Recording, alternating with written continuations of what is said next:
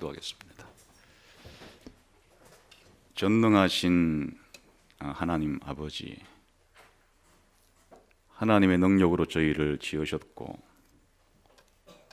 또 죄악 가운데 죽었을 때 다시 살리셨으며 하나님의 능력으로 지금도 우리를 붙잡고 계시고 보호하시고 인도하시고 다스리시고 저희들을 충만케 해주시는 것을 감사합니다. 우리가 의지하고 또 의지할 것은 오직 하나님의 크신 능력밖에 없사오니 이 시간 우리의 눈을 여셔서 하나님의 지극히 큰 능력이 어떻게 우리 안에 역사하시는지에 대해서 다시 한번 새롭게 깨닫고 감사하고 힘을 얻는 시간이 되게 해 주옵소서. 예수님 이름으로 기도하옵나이다. 아멘. 사는 것이 전쟁이다 이런 말이 있죠. 사실 우리는 사는 것이 전쟁 같다 정도가 아니라 실제 전쟁 중에 있죠. 1950년 북한이 남한을 공격한 이래로 53년 휴전을 맺었지만 아직도 장기간의 휴전 상태에 있지 전쟁이 완전히 종전된 것은 아니니까 북한과 우리 남한과의 관계는 아직도 전쟁 중에 있음이 분명합니다. 그래서 북한이 강력한 무기를 개발할 때 그게 우리의 위협이 되니까 관심이 쏠릴 수밖에 없는 그런 상황이고, 그러나 북한이 아무리 강력한 핵무기를 가지고 있다 할지라도 또 우리의 우방인 미국이 북한보다는 더 강력하니까 한편으로는 또 어느 정도 안심이 되기도 하는 그런 상황에 있죠. 개인적으로 보면 우리 몸 자체도 일종의 전쟁터여서 우리가 이 순간에도 우리의 몸 안에서 전쟁이 벌어지고 있다고 생각해도 과언이 아니겠습니다. 우리 건강을 위협하는 그런 우리 건강을 위협하는 적군들이 산적해 있죠. 너무 추워도 너무 더워도 너무 습해도 너무 건조해도 이런 우리를 둘러싸고 있는 환경 자체가 우리의 건강을 약화시킬 수 있는 그런 적군의 요소로 돌변할 수도 있습니다. 더 구체적으로는 각종 병균들이 그리고 바이러스들이 그리고 기생충이라든지 독소들이 우리 몸에 침입하게 되면은 우리가 병에 걸리는 것이니까 우리 몸 속에서는 이를 이겨낼 수 있는 강력한 방어군들이 쉽게 말하면 면역 체계가 작동을 해야 또 건강을 지켜갈 수 있다는 점에서 매일매일 우리가 산다는 것 자체가 사실은 건강을 유지한다는 것 자체가 일종의 그런 병균과의 싸움, 외적인 환경과의 그런 전쟁이라고 해도 과언은 아닙니다. 우리의 신앙생활은 어떨까? 우리 신앙생활도 일종의 전쟁 같다고 성경은 이야기하죠. 사실 우리 신자들의 신앙생활이 자연스럽게 건강해지거나 성장하거나 강해지는 것은 아니고, 우리가 예수님을 믿은 이후로 우리 믿음을 약화시키고 우리의 사랑을 약화시키고 우리의 소망을 약화시키는 그런 우리 신앙생활의 적들이 있습니다. 성경은 그것을 우리 안에 있는 하나님을 대적하는 죄악된 본성이 우리 안에 있다고 말하고, 우리 밖에도 하나님을 대적하는 다른 사람들의 그런 사상이라든지 사회의 여러 가지 전통이라든지 그런 각종 구조들이 여전히 우리의 신앙을 그렇게 위협할 수 있다고 말하죠. 눈에는 안 보이지만은 더 강력한 악의 세력의 배후에 사단과 그의 부하들인 악한 영들이 있어서 사실은 우리의 이런 죄악된 본성을 통해서 또 세상의 이런 악한 조직과 구조를 통해서 우리의 신앙을 무너뜨리려고 하고 있다고 성경은 이야기합니다. 우리가 어떻게 이런 강력한 신앙의 적들에 맞서서 우리가 하나님께 대한 신앙, 하나님과 다른 사람에 대한 사랑, 우리의 미래에 대한 소망을 계속적으로 그렇게 성장을 시키고 더 강력하게 만들어서 정말 제대로 균형 잡힌 성숙한 신앙생활을 할 수 있으려면 이런 적들에 맞서서 더 큰 힘이 우리에게 있어야만 이것이 가능하다는 뜻인데 여러분에게 있는 힘은 무엇입니까? 여러분의 의지력을 가지고 이게 가능합니까? 잘 싸워보자. 이런 신앙의 원수들에 맞서서 내 의지력을 강력하게 갈고 닦아보자. 이렇게 결심한다고 해서 이게 가능할까요? 아니면 결심하는 정도에 그치는 것이 아니라 굉장히 많은 노력을 들여서 우리가 한다고 이게 가능할까요? 오늘 읽은 이 성경 본문은 우리가 신앙생활을 할 때 맞닥뜨리는 이런 신앙의 원수들에 대해서 이길 수 있는 힘이 어디에 있는가를 보여주는 거예요. 나의 힘에 있는 것이 아니고 하나님의 지극히 큰 능력이 바로 이런 신앙의 원수들을 물리칠 수 있는 가장 강력한 원동력인데 그 하나님의 힘이 우리 안에서, 내 안에서 어떻게 역사하고 있는지를 알아야 우리가 이런 신앙생활을 잘 성공적으로 혹은 승리하며 살아갈 수 있다, 그런 뜻입니다. 그래서 바울의 이 하나님의 큰 능력에 대한 기도가 계속 오늘 이어지고 있습니다. 우선 20절을 같이 읽어보겠습니다. 시작. 그의 능력이 그리스도 안에서 죽은 자들 가운데서 다시 살리시고 하늘에서 자기의 오른편에 앉히사. 그러니까 이제 하나님의 능력이 우리 안에 역사하고 있는 사례를 먼저 그리스도를 부활시키시고 그리스도를 성천시키신 것이 하나님의 능력이라는 것을 말하고 있는데 하나님께서 그리스도를 부활시키시고 그리스도를 성천시키셔서 지금 하나님 보좌 우편에 지금 이 순간에도 예수님이 하나님 보좌 우편에 앉아 계시는데 그것이 무엇을 의미하는가 하는 것이 이제 21절 22절의 의미예요. 읽어봅시다. 시작. 모든 통치와 권세와 능력과 주권과 이 세상뿐 아니라 오는 세상에 일컫는 모든 이름 위에 뛰어나게 하시고 또 만물을 그의 발 아래 복종하게 하시고, 여기까지 읽겠습니다. 예수님이 부활하시고 성천했다는 말이 무엇인가? 현재 예수님이 하나님 보좌 우편에 앉아 계시다는 말이 무엇인가 하는 것이 여기 소개되어 있죠. 하나님께서 예수님을 뭐로 삼았다는 뜻입니까? 예수님에게 무슨 능력을 줬다는 거예요?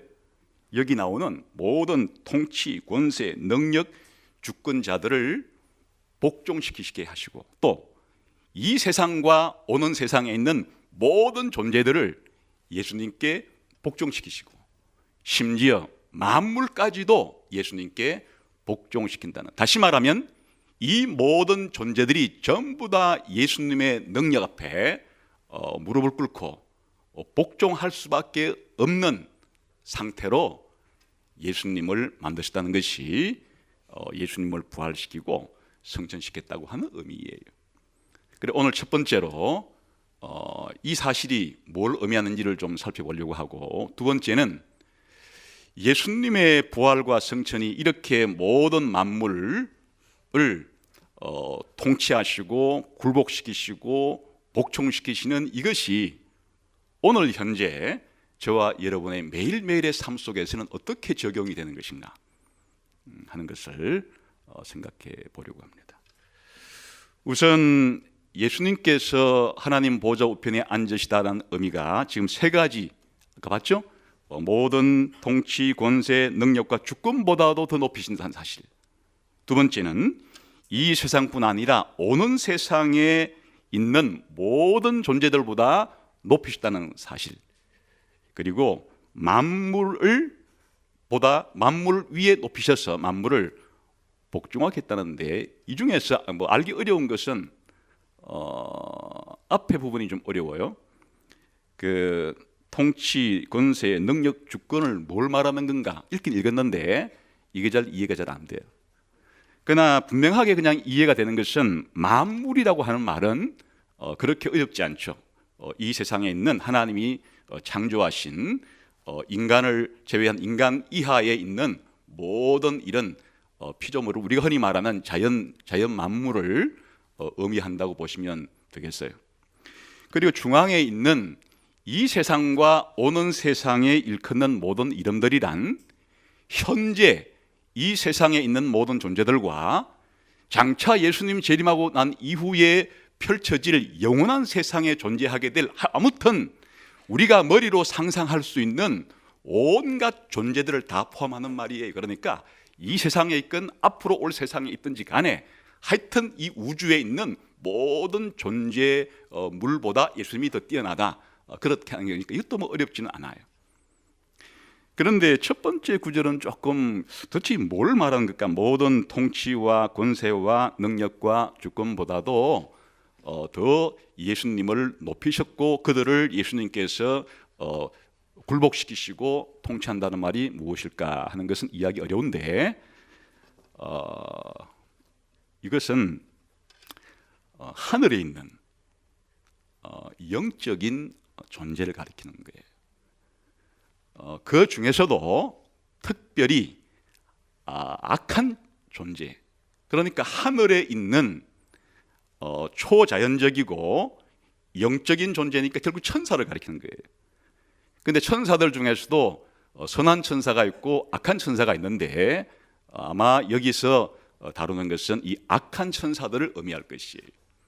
그러니까 예수님께서 이 세상에 악의 세력들, 인간 이상의 악의 세력들보다도 더 강력한 힘을 가지고 계셔서 그들을 굴복시키시고 그들을 지배하고 그들도 예수님께 복종할 수밖에 없는 그런 존재로까지 예수님에게 강력한 힘을 부여했다, 이런 의미로서 지금 쓰인 말이에요.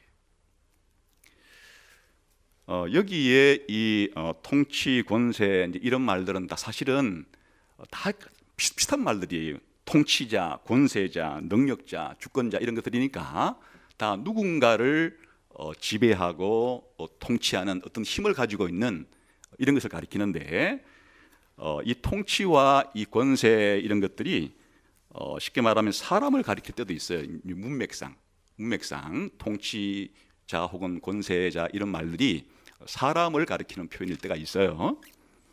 그냥 한번 제가 성경을 읽어볼 테니까 한번 들어는 보세요. 누가복음 12장 1절에 보면 사람이 너희를 회당이나 위정자나 권세 있는 자 앞에 끌고 가거든 어떻게 무엇으로 대답하며 무엇으로 말할까 염려하지 말라. 이때 여기서 위정자라는 말이고 이게 나온 통치란 말이고 뒤에 있는 권세자원자라는 말이 권세 똑같은 단어예요.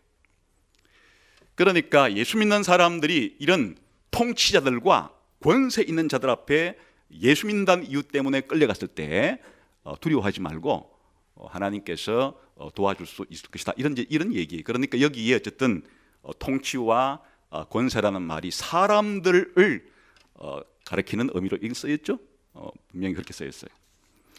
디도서 3장 1절에도 보게 되면 너는 그들로 하여금 통치자들과 권세 자본자들에게 복종하며 순종하며 모든 선한 일 행하기를 준비하게 하라. 여기서도 통치자와 권세 자본자, 이 통치와 권세는 이 세상에 그렇게 국가에서 통치하는 권세를 가지고 있는 이런 사람들인데 우리 신자들도 마땅히 그들에게 순종해야 될 그런 책임이 있던 이런 문맥 속에 지금 쓰인 것이에요. 그러니까 통치자 혹은 권세자라는 말 자체가 분명히 이 문맥에 따라서는 사람들을 가리키는 표현일 수도 있는데 항상 그런 건 아니에요. 문맥에 의해서 이런 통치와 권세, 통치자와 권세자가 하늘에 있는 인간이 아니고 하늘에 있는 영적인 인간을 초월한 초자연적인 그런 존재를 가리킬 수 있어요. 한번 그냥 단적으로 에베소서 내에서 한번 봅시다. 3장 10절에 가볼게요. 다 같이 한번 봅시다.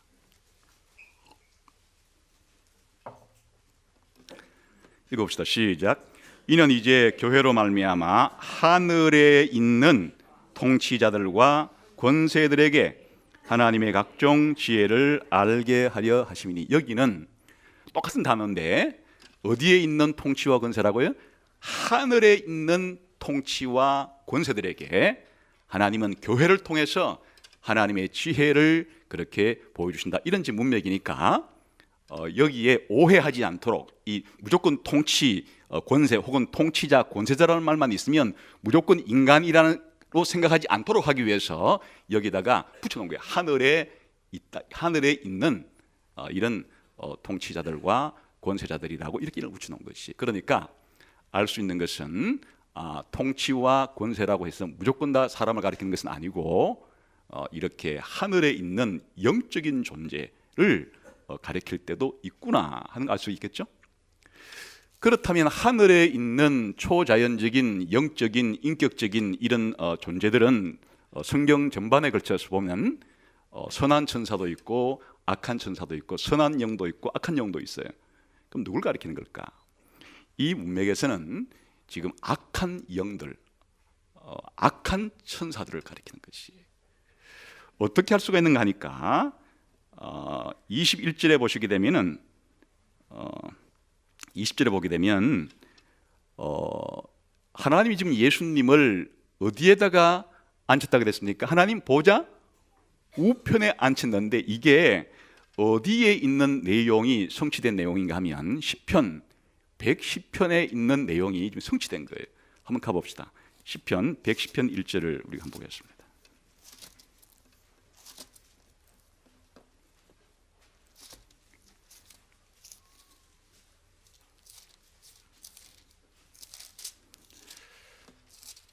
시편 110편 1절을 봅시다. 함께 읽겠습니다. 시작. 여호와께서 내 주에게 말씀하시기를 내가 내 원수들로 내 발판이 되게 하기까지 너는 내 오른쪽에 앉아 있으라 하셨도다. 2절도요. 여호와께서 시온에서부터 주의 권능의 규를 내보내시리니 주는 원수들 중에서 다스리소서. 지금 이 구절이 누구에게 지금 성취가 되었다고 말하는 거니까 하나님이 예수님을 다시 살리셔서 자신의 보좌 우편에 앉혔다고 하는 이야기는 시편 110편 1절에 예언된 그 사실이 지금 예수님에게 성취가 됐단 말이에요. 그런데 시편에서 말하는 하나님이 한 주라고 불리는 이 인물을 자기 보좌 우편에 앉히고 있는 가장 중요한 목적이 뭔가 하니까 뭐하게 하기 위해서 원수들을, 모든 원수들을 발판으로 만들기 위해서. 이게 발판으로 만든다는 얘기는 고대 중동 지방에 적장을 잡으면 적군을 패퇴시키고 적장을 잡으면 적장의 머리 위에 발을 얹는 것을 가리키는 거예요. 다시 말하면 완전한 이런 승리를 가리키는 표현이에요. 하나님께서 누군가를 자기 보호자 우편에 앉힐 때 그에게 엄청난 능력과 통치권을 주는데 무엇하라고 주는가 하면 하나님의 모든 원수들을, 한두 가지가 아니고 하나님의 모든 원수들을 완전히 무너뜨리고 굴복시키고 복종시키고 그렇게 발판 만들 때까지 그렇게 하시려고 자신의 보좌 우편에 앉히셨다, 그런 말이에요. 그래서 그에게 왕을 상징하는 지팡이를 주셔서 원수들을 다스리도록 그렇게 하셨다, 그런 말이거든요.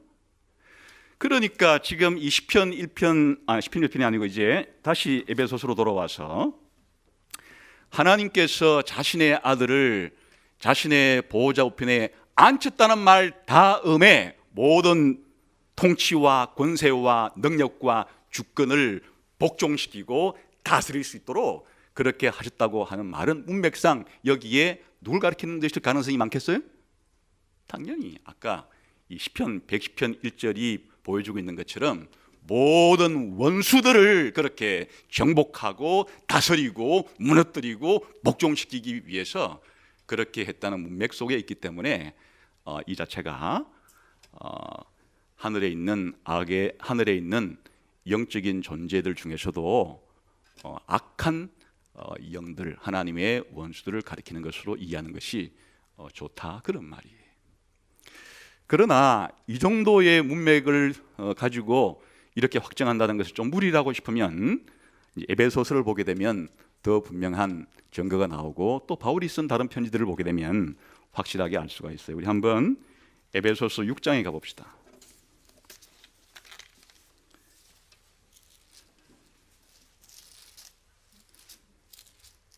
에베소서 6장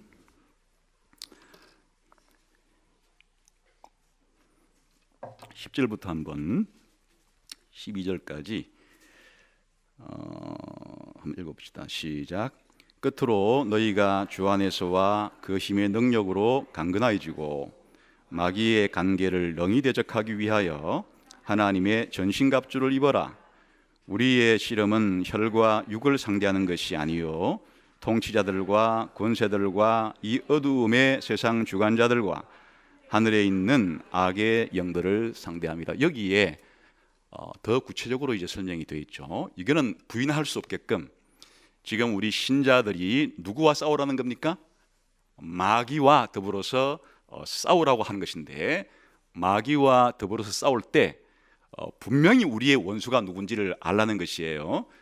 우리 신자들이 싸우는 싸움의 대상은 혈과 육이라는 것은 인간을 가리키는 게, 인간이 아니고 누구라고요? 인간이 아니고 통치자들과 권세들과, 이게 앞에 하면 똑같은 단어예요. 통치와 권세와, 좀 이제 뒤에 두 개는 정보를 더 확실하게 주고 있죠. 이 어두움의 세상 주관자들, 이것만 가지고도 좀 더 정보가 부족하면 뒤에 나오는 하늘에 있는 악의 영들이라.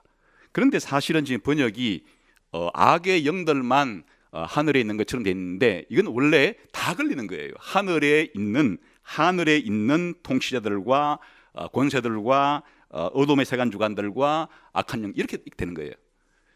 그러니까 여기에서 보여주는 바가 뭔가니까, 여기에 나오는 이런 통치자와 권세자와 어두움의 세상 주관자라는 이런 표현들이 누굴 가리키는, 하늘에 있는 악한 영들을 가리키는 것이다, 그런 뜻이에요. 그 다음에 다른 바울이 쓴 편지들을 읽어보면 이것이 더 확실하게 드러나는데, 고린도전서 한번 15장에 가보겠습니다.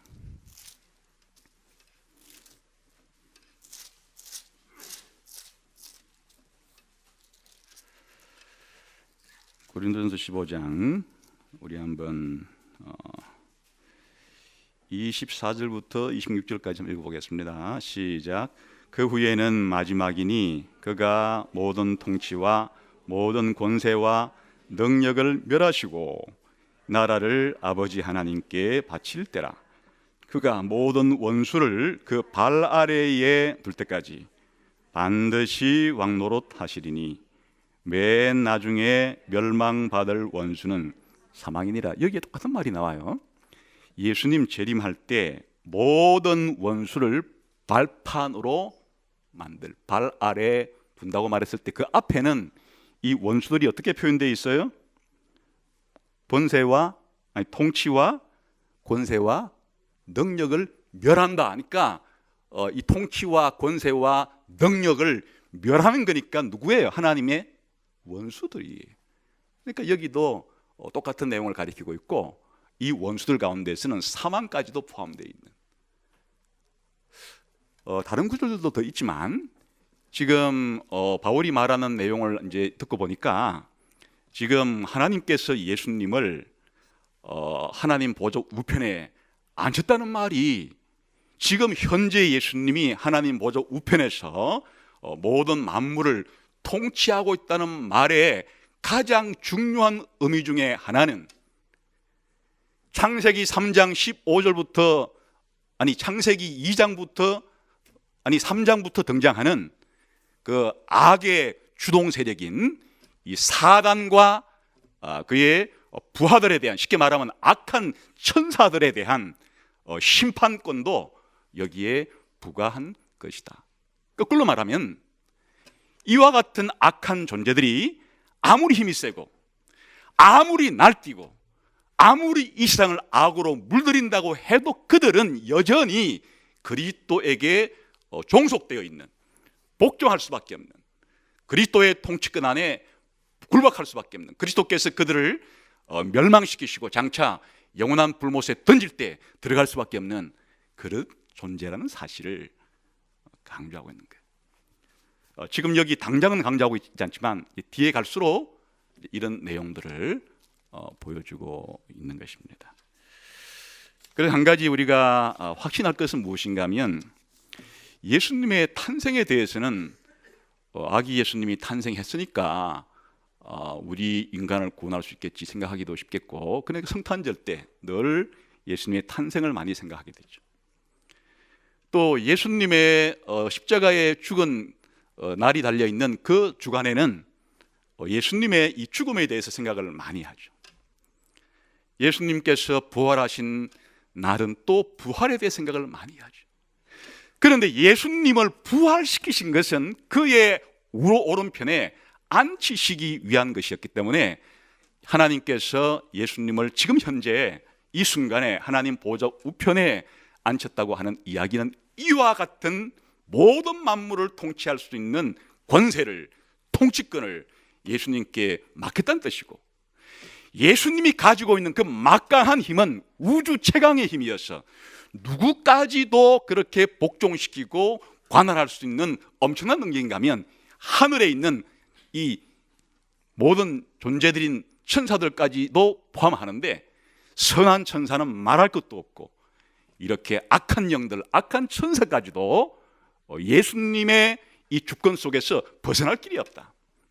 자기 마음대로 예수님의 통치를 벗어나가지고 그렇게 할 수 있는 권한은 없다. 그럴 정도로 예수님께서 지금 막강한 권력을 가지시고 막강한 힘을 가지시고 현재 이 우주를 통치하시는데, 그분이 바로 우리의 주님이시고 우리의 머리이시고 우리의 왕이시고, 그러므로 우리의 경호원이 되는 것이고 우리의 보디가드도 되신다. 이게 하고 싶은 이야기예요. 하나님이 우리 신자들 안에서 역사하시는 능력이 이 정도로 크기 때문에 우리가 살아갈 때 우리가 누군지를 알아야 우리가 살아가는 이 세상 속에서 맞닥뜨리는 이 엄청난, 우리가 잘 상대하기 어려운 강력한 적들, 내 안에 있는 이 죄 얼마나 강력해요. 365일 거의 하루 24시간 1초도 떠나지 않고 내 안에서 호시탐탐 나로 하여금 죄를 짓게 만드는 이 엄청난 악의 세력이 내 안에 있는데, 38선 있는 것도 아니고 그냥 내 속에 잠복해서 있는데, 이게 얼마나 우리가 싸우기가 힘든 거예요. 심지어 우리가 오늘 내 안에만 있는 게 아니고 우리 바깥에 나가면 온 세상 자체가 이 하늘의 공중 근세 잡은 자에 의해서 상당한 정도로 악의 세력에 물들 가능성도 있고 심지어 물들어 있는 상태가 있는 이런 세상에서 살아가는데, 우리가 이기기는 쉽지 않아요. 쉽게 말하면 근대 과학이 발달하고 이 계몽주의라는 사상이 발달하면서 사람들은 눈에 보이는 것이 아니면 믿지 않으려고 하는 시대 정신이 지금 팽배해요. 이 세상은 하나님이 보이는 것들과 보이지 않는 것들을 다 만드셨는데, 과학은 눈에 보이는 것밖에는 실제하지 않는다는 식으로 그렇게 강조한 이 분위기가 오늘의 시대 정신을 좌우하니까 일반 불신자들은 말할 것도 없고 신자들도 거기에 영향을 받아가지고 눈에 보이지 않는 성령의 역사와 눈에 보이지 않는 악령의 역사들에 대해서는 믿으려고 하지 믿으려고 하지 않는, 우리 인생의 가장 중요한 것은 눈에 보이는 요소밖에 없다고 생각하는 신앙생활 하기가 그렇게 쉽지 않다는 뜻이에요. 그런데 오늘 성경은 우리의 적이 단순히 그런 정도를 넘어서서 하늘에 있는 악한 영들까지도 우리의 신앙생활을 위협하는 요소가 되고 있다, 그런 말이죠. 그래서 한번 그 뒤에 조금 넘어가 봅시다. 에베소서 2장.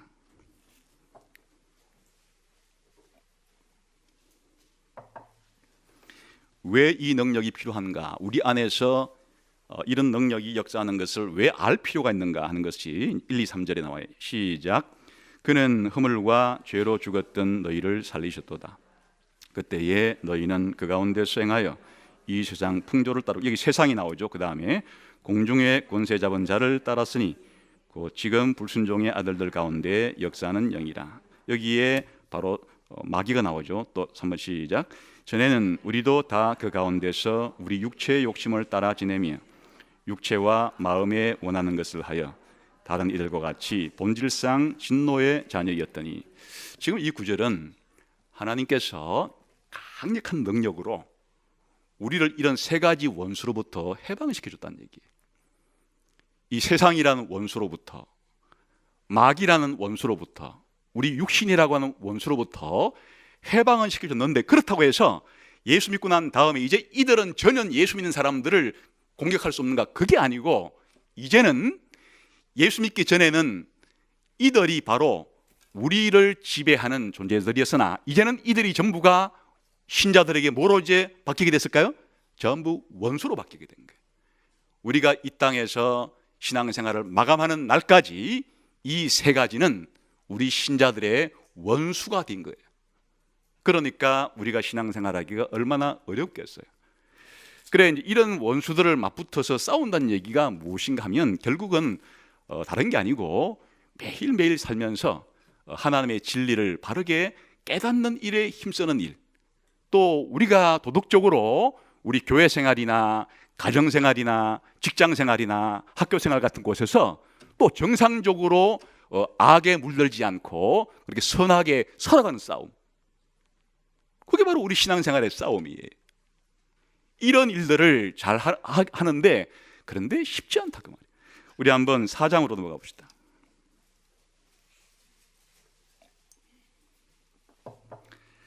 (1, 2, 3절) 읽읍시다. 시작. 그러므로 주 안에서 갇힌 내가 너희를 권하노니 너희가 부르심을 받은 일에 합당하게 행하여 모든 겸손과 온유로 하고 오래 참음으로 사랑 가운데 스스로 용납하고 평안에 매는 줄로 성령의 하나 되게 하신 것을 힘써 지키라. 이게 바로 전쟁이에요. 이렇게 우리가 겸손해야 하고 온유해야 하고 오래 참아야 하고 우리가 사랑으로서 서로 용납하고 하나 되기를 힘써 지켜야 되는데 쉽지 않아요. 얼마나 쉽지 않은지는 교회 역사를 보면 알게 되고, 또 현재 우리의 삶을 보면 알게 되고, 교회 안에 신자라 할지라도 서로 겸손함으로 온유함으로 오래 참음으로 이렇게 하나 되기가 쉽지 않아요. 쉽지 않은 일이에요. 그 다음에 계속해서 그 뒤를 한번 봅시다. 17절 읽어볼까요? 시작. 그러므로 내가 이것을 말하며 주 안에서 증언하노니 이제부터 너희는 이방인이 그 마음에 허망한 것으로 행함같이 행하지 말라. 그들의 총명이 어두워지고 그들 가운데 있는 무지함과 그들의 마음이 굳어짐으로 말미암아 하나님의 생명에서 떠나있도다. 그들이 감각 없는 자가 되어 자신을 방탕에 방임하여 모든 더러운 것을 욕심으로 행하되 오직 너희는 그리스도를 그같이 배우지 아니한. 그럼 어떻게 살란 말인가? 22절 시작. 너희는 유혹의 욕심을 따라 썩어져가는 구습을 따르는 옛사람 벗어버리고 오직 너희의 심령이 새롭게 되어 하나님을 따라 의와 진리의 거룩함으로 지으심을 받은 새 사람을 입어라. 또 어떻게 살란 말인가? 25절 시작. 그런즉 거짓을 버리고 각각 그 이웃과 더불어 참된 것을 말하라. 이는 우리가 서로 지체가 됨이라. 분을 내어도 죄를 지지 말며 해가 지도록 분을 품지 말고 마귀에게 틈을 주지 말라. 그러니까 지금 이 싸운다는 게 무슨 말인지 알겠죠? 마귀가 우리가 평범하게 생각하는 화내는 거, 이런 것 가지고도 마귀는 우리에게 영향을 미쳐서 그 화를 온종일 지속시키고 일주일 동안 지속시키고 평생 지속시켜서 복수를 하라, 이렇게 틈을 준다는 얘기죠. 그러니까 우리가 일상적으로 살아가다가 생겨나는 희로애락의 이런 감정들이 본래는 자연스러운 것이지만 사단은 우리의 그런 것을 이용해서도 얼마든지 우리를 더 심각하게 죄짓는 곳으로 몰아갈 수 있으니까 이렇게 하지 않는 것 자체가 지금 쉬운 일이 아니에요. 화를 안 내는 것도 쉬운 일이 아니고, 화난 것을 폭발시키기가 쉽지 화가 났는데 화를 잠재우기도 쉽지 않고 쉬운 일이 아니에요. 다시 말하면 그 다음에 나오는, 또 한번 볼까요? 5장 21절 가봅시다. 시작. 그리스도를 경외함으로 피차 복종하라. 아내들이여 자기 남편에게 복종하기를 주께 하듯 하라. 또 뒤에 가게 되면 25절에 남편들아 아내 사랑하기를 그리스도께서 교회를 사랑하시고 그 교회를 위하여 자신을 주신 같이 하라. 남편은 자기 몸을 생명을 주듯이 아내를 사랑하고, 아내는 전적으로 남편을 그리스도 안에서 복종하라. 쉬운 게 아니에요. 남편이 아내를 그렇게 자기 목숨 바쳐 사랑하기도 쉬운 일은 아니고, 또 아내가 그리스도 안에서 남편에게 순종하는 것도 쉬운 일이 아니고, 서로 싸움박질하기가 쉽지 그렇게 서로 이렇게 존경하고 사랑하는 것은 정말 하늘의 별 따기처럼 어려운 일이에요. 살아보면 알죠. 물론 힘든 일이에요. 6장을 가봅시다. 시작. 자녀들아 주 안에서 너희 부모에게 순종하라. 이것이 옳으니라. 또 4절. 아비들아 너희 자녀를 노엽게 하지 말고 오직 주의 교훈과 훈계로 양육하라. 자녀들이 부모에게 정말 주님 안에서 전심으로 순종하며 살아간다는 것도 하늘의 별 따기. 부모 말 고분고분 그렇게 따른다는 것이 쉬운 게 아니에요. 또한 그 다음에 보게 되면 종들이 상전에게, 상전들이 종들에게 서로 인격적으로 대해주면서 살아간다는 것도 쉬운 일이야. 우리가 살아가는 삶은 이런 모든 영역 속에서 하나님이 원하시는 대로 이렇게 살아가야 되는데 하나도 쉬운 것이 없어요.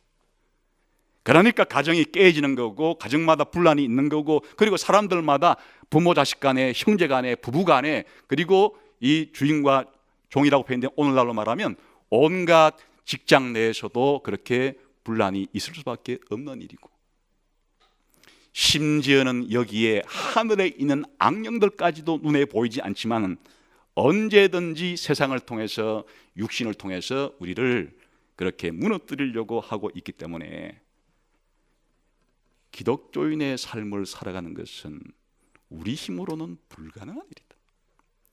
그런데 바울이 기도하는 것은 하나님의 지극히 큰 능력이 그리스도를 부활시키고 성천시켜서 모든 만물을 복종시키신 그 능력이 모든 그리스도인에게 역사하기 때문에 우리 그리스도인들은 이 땅을 살아갈 때 이런 지극히 큰 하나님의 능력, 그리스도께서 보좌 위에 계셔서 만물을 다스리시는 그 능력을 힘입어, 그 능력에 기초해서 살아갈 수 있다는 사실을 알려주기 위한 거예요. 이걸 알아야 우리가 좌절하지 않고 절망하지 않고 힘들어도 이 믿음의 싸움을 싸울 수 있어요. 옛날 구약시대 때 아람이 이스라엘을 쳐들어왔어요. 엘리사 선지자 때 이야기예요. 그때의 엘리사의 종 게하시가 어마어마한 아람 군대가 쳐들어온 것을 보고, 이스라엘을 뺑 둘러싼 걸 보고서 심히 두려워 떨었어요. 그의 눈에는 이스라엘을 쳐들어온 아람 군대밖에는 보이지 않았기 때문에 그때 엘리사가 하나님께 기도해요. 눈을 좀 띄워달라고. 이 게하시의 눈을 띄워달라고 하는 기도 이후에 하나님께서는 게하시의 눈을 열어줘요. 보니까 하나님의 군대인 불말과 불병거가 아람 군대를 둘러싸고 있는 것을 보고서 안심을 하게 돼요. 지금 바울이 기도하는 것은 그거예요. 우리 신자들에게 우리가 일주일 동안 살면서 1년 동안 살면서 정말 이 세상은 일반적으로 살아가기도 쉽지 않을 뿐 아니라 신자로서 살아가기는 더더욱 힘들구나 라고 늘 패배의식에 붙잡혀 있거나 한두 번은 해보려고 했는데 자꾸 안 되니까 이제는 그냥 아예 포기해 버린 상태로 그냥 오랜 시간을 그냥 내팽개친 상태로 갈 수도 있는 문제고, 또 금방지게 자기가 무슨 노하우를 가지고 살아갈 수 있다고 이것만 하면 이런 각종 싸구려 방법들을 제시할 수밖에 없는, 또 하고 있는 이런 현실 속에서 사실은 눈을 열어달라는 거예요. 신자들 안에서 하나님께서 어떤 능력으로 역사하고 있는지 이걸 알아야만 우리가 넘어지고 쓰러질 때 우리가 무슨 줄을 붙잡고 일어나야 될지, 뭐에 의지해서 나의 방패를 삼아야 할지, 나의 산성을 삼아야 할지를 알기 때문에 이 기도가 얼마나 중요한 거예요. 하나님의 지극히 큰 능력이 우리 신자들 안에서 얼마나 강력하게 역사하고 있는지를 알게 해달라고 기도하는 것입니다. 사실 우리의 신앙생활의 승리의 비결은 뭐 특정한 법칙에 있는 것은 아니에요.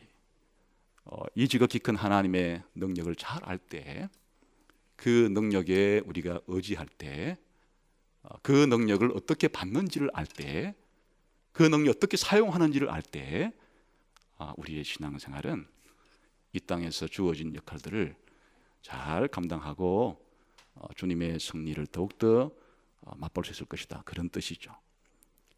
이 기도가 얼마나 중요한 기도인지 여러분들이 서로를 위해서도, 여러분이 저를 위해서도, 또 여러분 자신을 위해서도 하나님의 지극히 큰 능력이 우리 가운데 어떻게 역사해 하시는지를 알게 해달라는 기도가 우리의 간절한 날마다의 기도가 되어지기를 주님의 이름으로 축원합니다. 기도하겠습니다.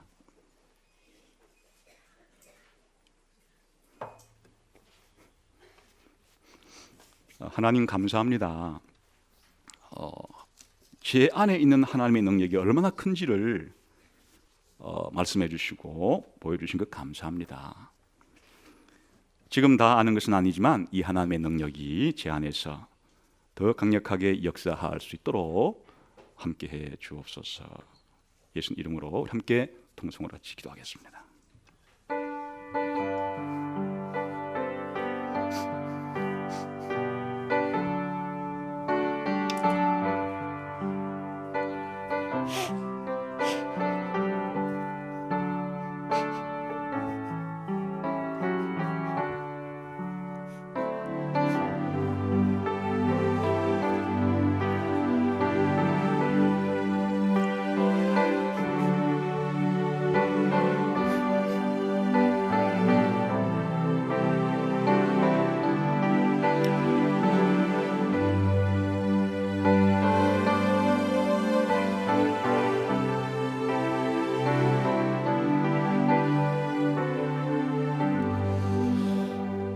하나님 아버지, 감사합니다. 하나님의 큰 능력이 우리 안에 역사한다는 사실 하나만으로도 세상을 넉넉히 살아갈 용기를 얻을 수 있게 해주신 것 감사합니다. 예수님 이름으로 기도하옵나이다. 아멘.